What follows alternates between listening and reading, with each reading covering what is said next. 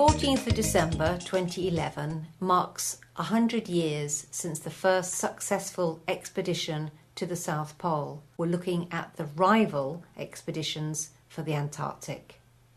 So Richard, who got there first? The first person to the South Pole was a Norwegian called Roald Amundsen. And he got there and back in 3 months. But obviously the other expedition, led by a British Royal Naval officer, Captain Scott, even though he died, is in many ways more famous. So Richard, apart from being British and apart from dying, which is rather sad, what made him become such a tragic hero? Well, with Amundsen, he was first to the pole, and he should have got all the publicity, etc., etc. But he didn't really write a diary. He wasn't very media savvy, I think. And although poor Captain Scott died on the way back with all of his team, he wrote a diary every day. There's photographic evidence of him at the South Pole. And when the search party, when they found the bodies in the tent, they uncovered his diary, and it had all of the diary entries right up to the very end. So very, very tragic tale. From when they got off the boat to get to the South Pole, what was the distance? Well, Antarctica is a huge continent. They sailed to the nearest point of land, and from there it was 650 kilometres to the pole.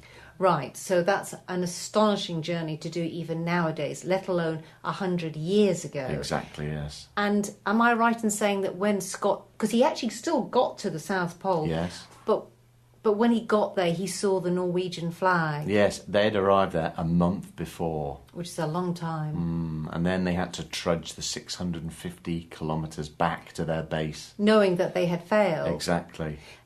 So how come Amundsen was so successful then, Richard? Well, he had just one aim. He wanted to reach the pole. Very simple, very well organised. 4 sledges, 52 dogs. He was an experienced dog handler. And when they came back, he actually killed and ate the dogs as well for extra food rations. And whereas Scott, he had dogs as well. He had dogs. He was nowhere near as experienced in polar exploration as Amundsen. And as well as dogs, they got ponies. Unfortunately, I think they were Siberian ponies. They weren't very good. He also had motorised transport. That didn't work. It was too cold. He wasn't an experienced dog handler, and the clothes were wrong. He had woolen sweaters, whereas Amundsen went with Eskimo, I think seal skins, much better adapted. So a tragic story, yes, but brought to life by the diary and by the letters. And it did show exactly the bravery of Scott and his team. Although they made lots of mistakes, you can't say that they weren't extremely brave. To head off to that wilderness and to those intense low temperatures, not really equipped. I mean, foolhardy, but yes, certainly brave.